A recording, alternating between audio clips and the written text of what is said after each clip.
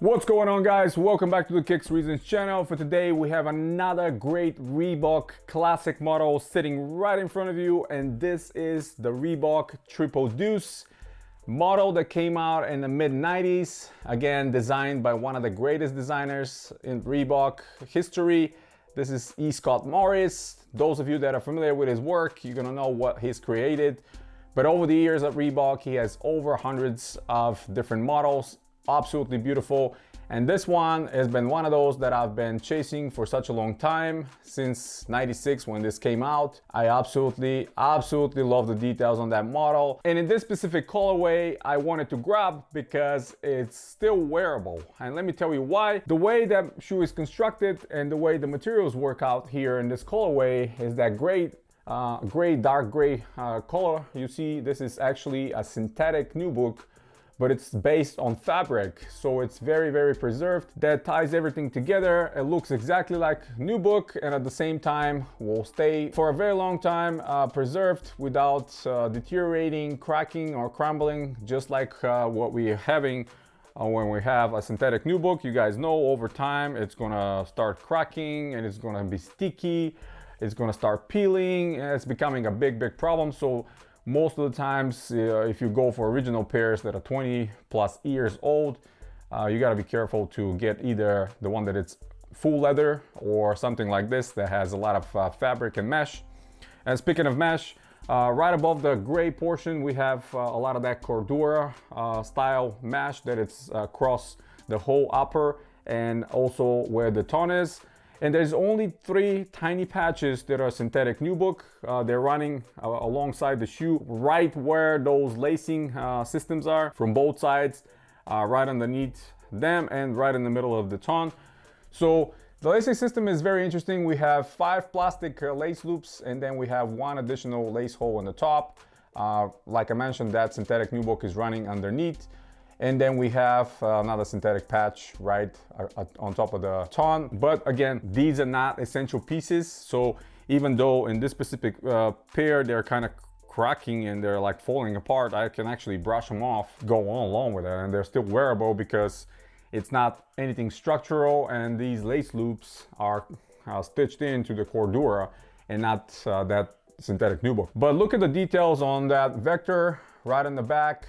Look at the details around on the heel. We have jeweled Reebok on the back on the pull tab. Same on the medial and lateral side, very symmetrical, smaller vector logos. I absolutely love it, and that ties it completely beautiful with that midsole, the graphic on it, the actual design of it is absolutely beautiful, very chunky in the back, transitioning to a much lower portion on the front. This is very signature for that period of the 90s. I absolutely love that time, and a lot of shoes and companies were doing the same thing. You see how the first lace loop actually is going a little bit further down towards the toes and actually is looping over one of the fabric elements on the top. Really like that.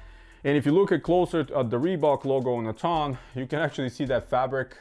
It's so well mimicking nubuck that you can see fibers on it that's kind of like nubuck as well. And one of the best things about this shoe that it's still applicable today is the comfort. And the comfort is provided by this giant ultra hexalite on the heel, of course raised up above the midsole, and it sits right underneath your heel.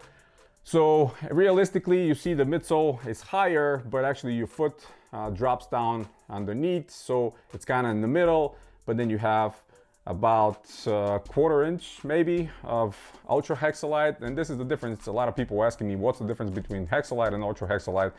The difference is the size of the cells. They're twice as big, but not only size-wise, but also height. So it's providing a lot better comfort. And how does it feel? A lot of people are asking me that as well. Well, the best description I can give you, it feels like the original Nike Air Zoom. This was the kind of the feeling I had, and it still is, you know, walking around with these.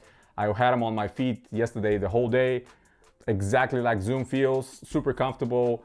Very cushiony. This shoe is just absolutely amazing, very well padded. And let me pull the insole out and show it to you. It's your typical Reebok Athletics insole at the time. It's not polyurethane, but it's EVA made. Still have the Reebok logo. Hello darkness, my old friend.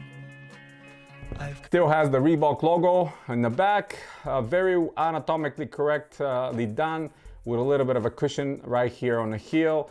Very nice. This is not gonna crumble, it's not gonna deteriorate like the polyurethane ones. It's less comfortable, but at the same time, like I mentioned, you have that ultra Hexalite, so you really don't have to worry about that at all. We have roll places, which I absolutely love. Always like roll places, and just look at the graphic on the outsole. Very, very nice. Not your typical herringbone, not your typical design. You have the vector in the forefoot, and you have the giant ultra Hexalite patch, and a little bit of a Hexalite insignia logo right there in between the threads. Very, very beautiful. This shoe released in so many different colorways. Pretty much every team had a combination of, you know, see white and red, white and black, white and blue. The most popular was like the black and white. This one was retail and sold. Unfortunately, if you find the black and white one, this is done in this synthetic black nubuck, so it's probably going to be crumbling and cracking. So it's much better if you see one of those, this specific colorway.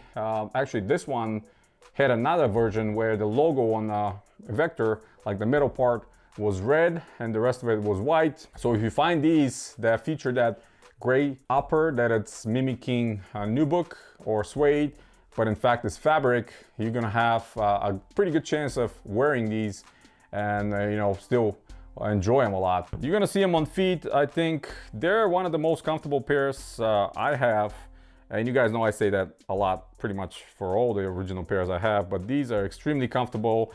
The midsole is still very nice and responsive because it's that polylite kind of compound. It's not the polyurethane, it's not crumbling, it's not cracking. This one is gonna stay like this for a long time. Had them on feet pretty much all day yesterday, and they're super comfortable. I am so glad that I was able to grab a pair. Found these on Mercari for like $60 or 60 some dollars shipped a couple months back. So I snatched them with the quickness because you don't see these every day sold out there. And like I mentioned, I've been on the lookout for a long time to grab one of those absolutely beautiful Triple Deuce pairs.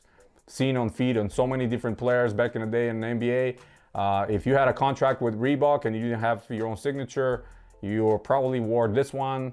The Triple Deuce, the Avant-Garde, and what else? The Ice Pick. Those three were like the most popular at the time. I'm still on the search of finding a wearable Avant-Garde and the Ice Pick, but at least for now, I have the Triple Deuce in my collection, and I'm super happy to have them in this great condition. That's pretty much it, guys. Hit the thumbs up if you like the video. Stay tuned to the channel. Subscribe if you're new. I have tons of videos coming. Booktober is here, so we're gonna have tons of Reeboks. I have a lot of OGs that came up. You're gonna see. I just ordered last night the Kamikaze 2, the latest edition or the latest retro from the original colorway of the Sonics.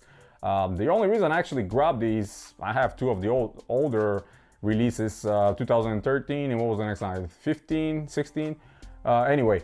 Only reason I grabbed these ones that I heard one of the designers saying that they actually used a genuine leather for the outside white, you know, kind of base panel of the Kamikaze. So I'm gonna do a comparison between that one and the previous releases. You guys are gonna see what the differences are, what are the similarities, is it better, is it not?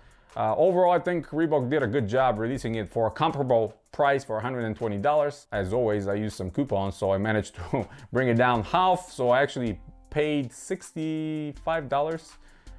But yeah, stay tuned for the next videos. You guys are gonna see a lot more Reebok coming in. Till next time, guys, as always, you have a wonderful day.